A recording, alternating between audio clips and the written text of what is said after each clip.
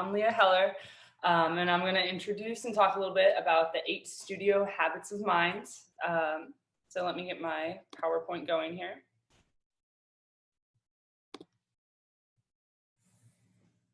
All right, so I think I'm good to go here.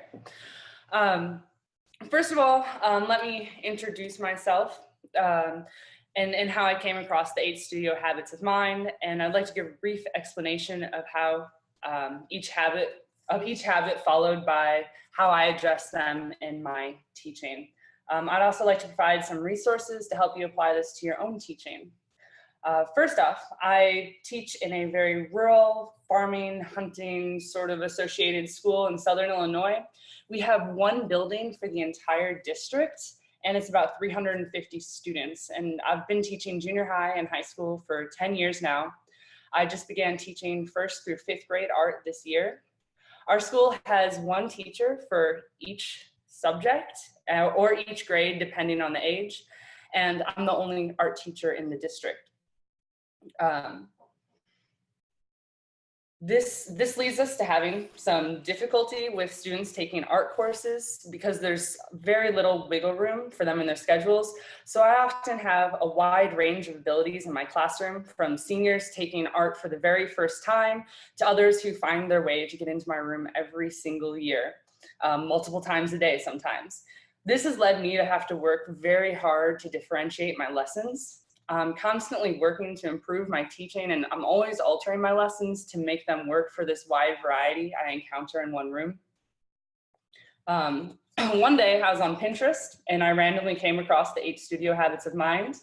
These seem to fit into a lot of the conversations I've had with teachers across different curriculums, and trying to really get to the point of what do we want students to get out of our lessons, not just learning to memorize facts, but really what can they take away.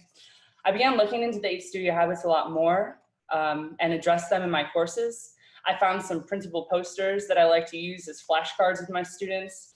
And when they're accomplishing something or when they feel like they're failing at something, I use them to remind students of what they are actually learning, even when they're struggling. As I was working on my master's courses online, I would bring this topic up in some of my discussions with other teachers, and a lot were really unaware of them. So I started to focus on them more. We started having more conversations on the side about these 8 studio habits and their importance. And it became really clear that this was big. Teachers really needed to know about these. So here I am. This is my 2nd time sharing some of this information and some of my process in learning this myself. So I'm still learning, but I feel like I've gotten a good grasp of this, and I really want to help push other teachers in this direction as well. Most of my information tonight is coming from the Studio Thinking 2, the 2nd edition, and I've started to get in touch with Studio Thinking from the start as well, since I've started teaching younger grades now this year. The 8 studio habits of mind revolve around developing craft, engaging and persisting, envisioning, understanding art worlds, stretching, exploring, expressing, observing, and reflecting. At the bottom there, those are my little, well, they're not little, they're full page pieces of paper that I've found these images online, but they're what I pull up when students are struggling or they've reflected in a way that I'm really proud of. I pull this out just to kind of remind them of what they accomplished just at that moment. And really, first talking about why these are important, why this has kind of caught my attention, my focus. These are really, like I said, the real abilities that we want our students to have when they leave our classes. There are 8 categories that are important across all disciplines, although they are most accessible in arts because art really is the multidisciplinary discipline. As I explain each of the habits, keep in mind our real goal is to have students expressing these habits without being prompted. These are skills they naturally go to accomplish a task in or out of the art room. In the end, we're trying to put student development first. Our goal is to not have students make pretty pictures, but to learn how to accomplish things on their own.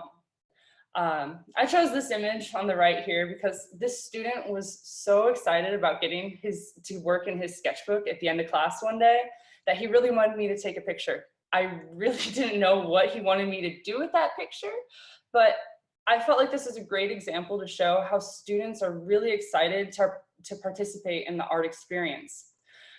This is also a few weeks after we'd learned about Starry Night, and you can see he was naturally drawn to revisit this idea that we had learned about in a prior lesson. You can see little bits of our reminiscence of the cypress tree and the stars and the movement. And what it really goes to show is that the students are there. They really want to learn from us. They really remember what we're doing. So I thought I found a purpose for his picture that he wanted me to take. So it really shows that when we're teaching, these 8 studio habits are something that if we are intentionally teaching, they can learn and will use. Also, I want to address what do the arts actually teach and what are students actually meant to learn. Advocating for the arts by touting their ability to help in more critical subjects like math and English, standardized test subjects, doesn't really pay tribute to what they actually accomplish or what can actually be accomplished in the art room. Also note, this reasoning, it can fail. The research doesn't really back that claim. People like to use it. They always claim there's new research out, but a lot of these studies really aren't considering how and what is taught in the art room when they're making these claims, and there's so many variables that go into it. But there's other things that we are getting out of art besides teaching other subjects. Art education is still fairly young in the educational world, basically beginning as a tool to train factory workers and following directions, and it's definitely changed a lot since then, and it's continuing to change. So paying attention to these new and improved skills that we can be focusing on is important.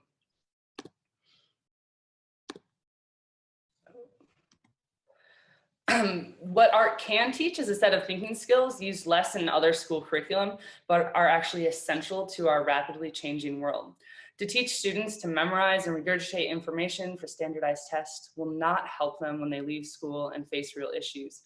Art education really has the potential to teach a diverse set of skills that give students the ability to see new patterns, how to learn from mistakes, and how to envision solutions.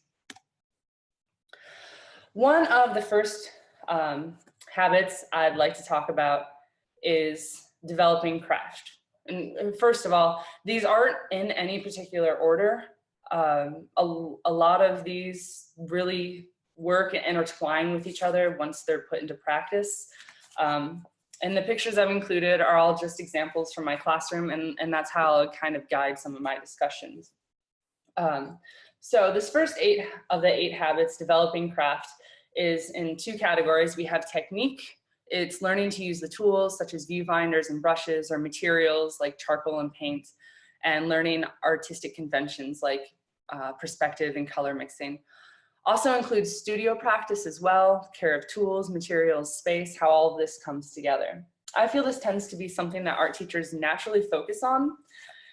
It's an introductory skill that we teach, students practice, and then we expect it. But how do we go about teaching students ownership of craft? One thing I do to start the year is emphasize the art room is their studio space, especially with my high school students. But I've been asking more and more of my younger students as we get used to some of these art room procedures. One of the things that I do to teach this skill starts on the very first day of class. Students are given an art challenge, typically involving a mystery bag full of materials and the goal to build a sculpture, most likely as a group. Before I begin, I give a tour of the art room showing where the supplies are. My classroom has a lot of bright labels so that students can find things on their own. During the challenge, students are required to get their own materials to assist in building their sculpture, like scissors, tape, glue, rulers, whatever they need. Students are also responsible for putting those supplies away. This lesson opens the year with team building, creativity, and allows students to become acclimated to the room they will be in every day. The real point of this lesson is to make the art room into a studio space that they feel comfortable in. Developing craft also refers to craftsmanship, students understanding how much work should be put into their work. For instance, the difference between a thumbnail sketch and final drawing, when to use each of those, or making a gesture drawing that captures a movement correctly and messily is more important and valued over it looking nice, but not really capturing that movement. Engage and persist. Learning to embrace, well, this is one of my favorites, by the way, because I find this to be so important in the classroom. Students are constantly feeling struggle. They struggle with art and creativity. And I feel like this is one of the greatest things that we get the chance to teach. Learning to embrace problems of relevance within the art world or of personal importance to develop focus and other mental states conducive to working with and persevering at art tasks.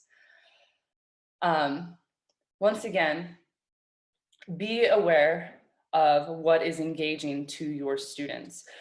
Using essential questions to allow them to make personal connections to learning, it helps to keep them engaged. Another beginning of the year assignment and discussion I have is based on different topics students have interest in. I typically have ideas for the school year, but I make sure that they're of interest to the students. For instance, I have an awesome clothing design unit that I'd love to use, but I've not had the right class yet. But I do have a 6th grader who loves design. So whenever she's able to get into my class, I can't wait to share that lesson with her. In this photograph, I have some students working on a printmaking piece. This was a cross-curricular lesson with the history class, and they got to choose their media. The main idea was to persuade and use art to campaign. Their essential question was, how can you use art to create change? Printmaking was a natural solution, and printmaking can be difficult. There's definitely a learning process to it, but these students were very engaged and really wanted to make flyers and shirts to spread their message. They were engaged because they were using their own voice. One of the students even kept screen printing after this assignment was over. He kept coming back each day and working on new shirt designs. Also in the background is a poster that kind of helps exemplify this idea as well. What it says is an essential aspect of creativity is not being afraid to fail. It was a collaborative piece where students were assigned a letter, taught a simple masking technique, and got to play with some watercolors. And it really just brings back this idea that failure is part of the learning process.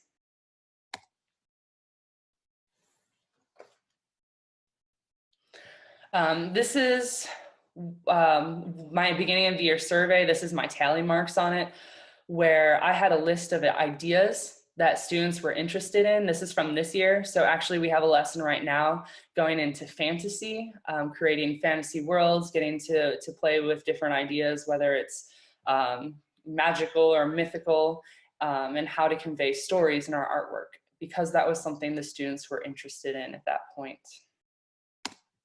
The next studio habit I'd like to discuss is envision. Learning to picture mentally what cannot be directly observed and imagine possible next steps in making a piece of art. So this photo is the early steps in envisioning, and you can see this student put a lot of work into designing an idea. Using a lot of notes is something I encourage, because being able to have other people read these ideas at some point can really help, especially since this was going to be part of a group project. He really needed to make sure others understood, but it was also early in the process, and as students become more aware of this, they start doing this on their own. But also I think the next step or next thing I'd be looking for the student accomplishing is thinking of what materials he's using, kind of labeling, where's this paint happening? How are you creating this Great Wall of China? Really putting alertness to this process and the result. So in my class, I do give grades for sketches. I make it a requirement. But the real goal also is to see this outside of the art room. I feel like that's when students are succeeding at this habit. For instance, students have a history fair projects that are actually due today. And they often come to me for advice on designing their boards. Those who've envisioned and sketched felt much less stressed these last few days versus those that had a bunch of information they were trying to slap on somewhere. It also helps that they had an idea and maybe needed help executing it. For instance, last year, one of the groups that moved really far in the competition had this idea for a diorama. And they were able to share that vision with me, but they really didn't know how to execute it.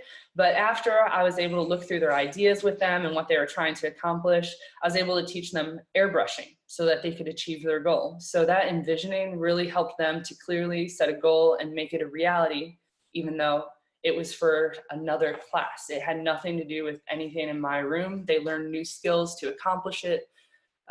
So that envisioning and making it reality really came together for them.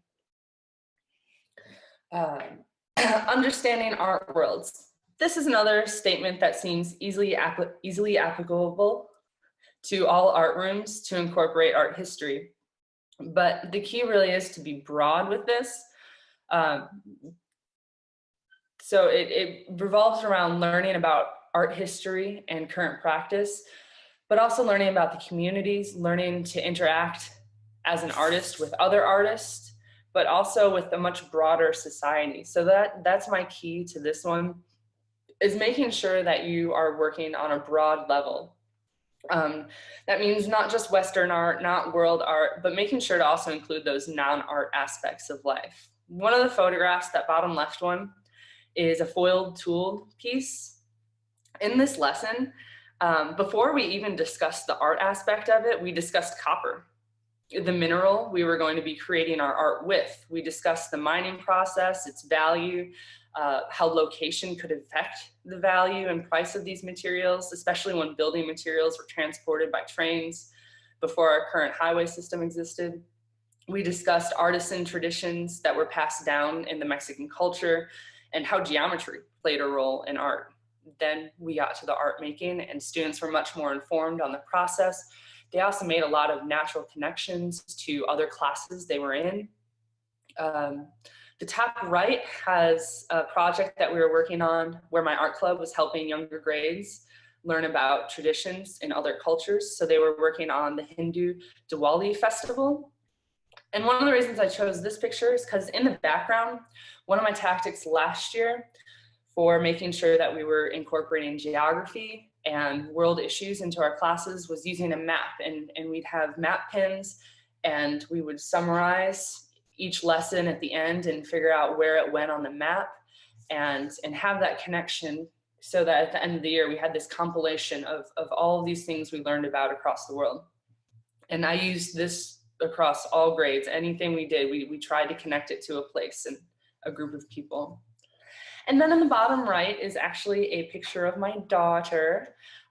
She's in front of What Lifts Shawnee. We based this off of Kelsey Montague's What Lifts You campaign. This was a project that we started the year with this year. It's a collaborative piece. I do really like to start the year with collaborative works. I really feel it helps create a community within the room. And this also helps students see how many people were in my room throughout the year, that we had our own art community that we were creating. And we were also able to discuss how artists use art to spread positivity and how social media can be used to expand their audience as well. So really bringing students into that art world and letting them see it from all angles, be a part of it and how it affects others. Stretch and explore. Learning to reach beyond one's capacities to explore playfully without a preconceived plan and embrace the opportunity to learn from mistakes and accidents. This one's really about playing. This is another one of my favorites to focus on and make sure that we're doing in all of our classes, because playing is so important to developing confidence with a lot of the materials that we're working with, especially in my situation where some of these students have never had art classes before. One of my favorite activities is actually with high schoolers. High schoolers still love to play.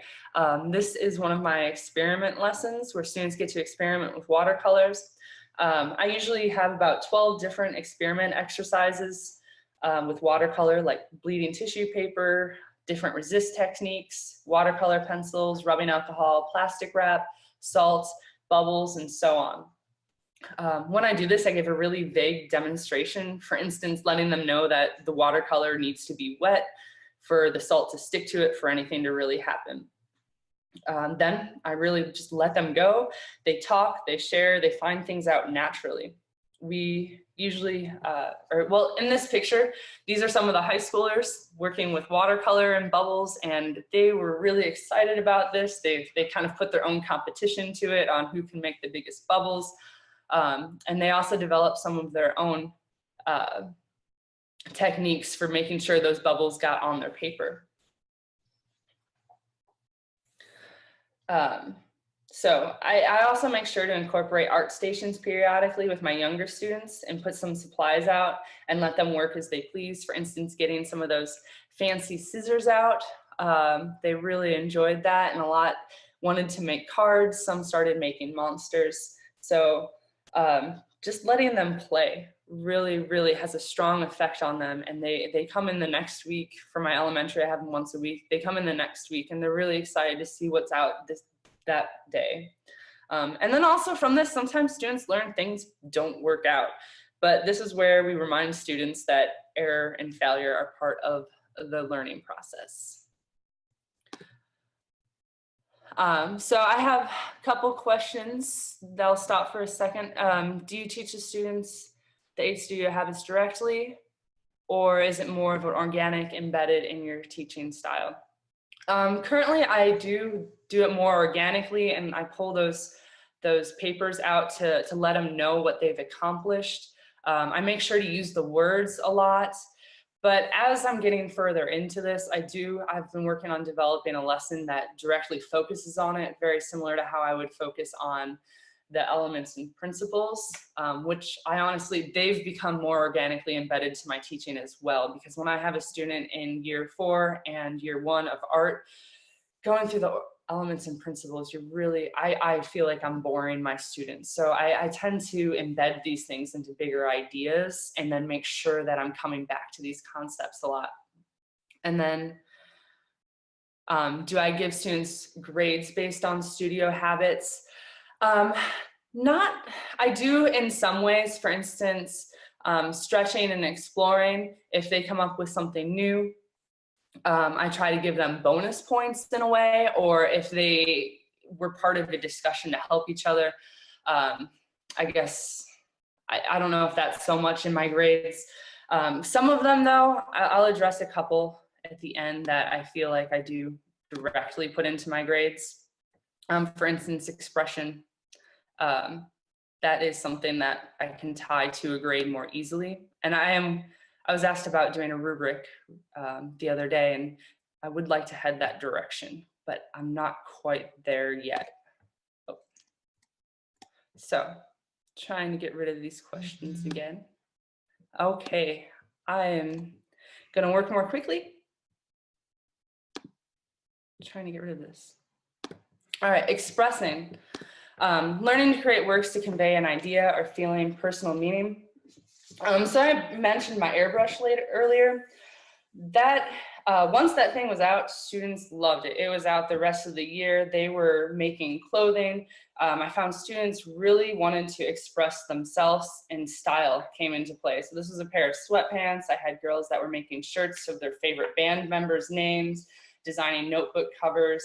Students really wanted to express themselves. So once again, we find that students are wanting to do this naturally. We just have to give them the tools to do so. Observing. Learning to attend to visual context more closely than ordinary looking requires, thereby seeing things that otherwise might not be seen. I do teach this pretty directly through Betty Edwards' Drawing on the Right Side of the Brain, because she focuses a lot on understanding positive and negative space, perspective, and how to stop labeling the things we see. Basically how to draw what you see, not what you think is there. But I find this skill transfers into invaluable real life skills. For instance, a nurse who can walk into a room and observe facial expression and know what words are most important at that moment, or a mechanic who can look at your broken brake line and see that the other brake lines are showing wear as well. That one's from personal experience. We assume common sense exists. We're used to drawing most of the time as art teachers, but really starting with the basics and how to see is what I focus on mostly with observing. And I really think that students' ability to observe is one of those key life skills that may attribute to their success. Question and explain is part of reflect, learning to think and talk with others about an aspect of one's work and working process, learning to judge one's own work and working process, and the work of others in relation to standards of the field. This comes a lot to critique. I have students write reflections for just about every project. It's a way to bring them back around to the art they did, revisiting their essential questions, reflecting on what they worked on or what they need to improve in the future.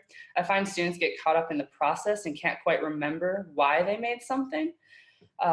So reminding them, bringing them back around through walking through their process really helps. It also helps me understand what they were trying to express. So reflection is something that I do grade on quite heavily. Actually, it tends to be at least 50% of a project most of the time. I utilize mid-lesson critiques as well. I think these are really important to stop and reflect before something's done, because once they're done with a project, they're really done. They want to move on. So doing something in the middle to make them reflect on where they're at, I find really important. And remember, we want students to utilize these skills naturally. So if we wait till the end, they're checking out at that point. So, the balloon in that picture is one of my ways of critiquing to keep things fun, bouncing this balloon around the room. Wherever their thumb lands is the question they have for the critique, and they get really excited because of all the movement and action in the room. So when someone catches it, they read the question. And I keep the questions a little silly, like if this artwork were a person, what would they eat for lunch? But this silly question really encourages them to think more deeply about the emotion of a work, either from their peers or professional pieces like Scream.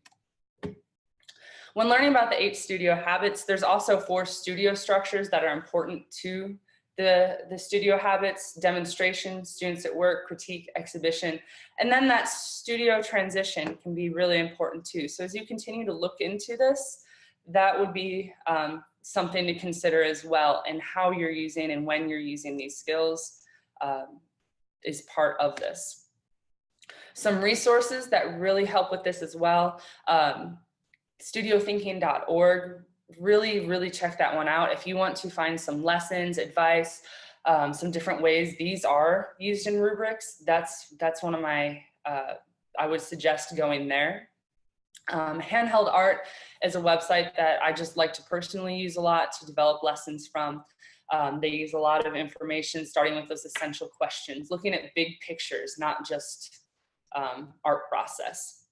Olivia Good's another artist and teacher that I work from, because of this idea of trying to teach students these big pictures, big picture ideas and skills, not just how to create a piece of art. When I give this presentation and have more time, something that I've included before is this TED Talk that explains the value of artistic thinking. And then going back to the books, these are the books that focus on this. I do think there might be a 3rd edition to Studio Thinking now, which looks into the research of this. Really interesting to read through. It really can give you some ideas as well. So I've included these resources. They're attached to this video somewhere to help you take a look at them later. And that is what I have for my quick introduction to studio thinking. Like I said, this is a very broad, extensive topic, and this is really just an introduction to them and how I use them in my classroom. So I hope I was able to help you.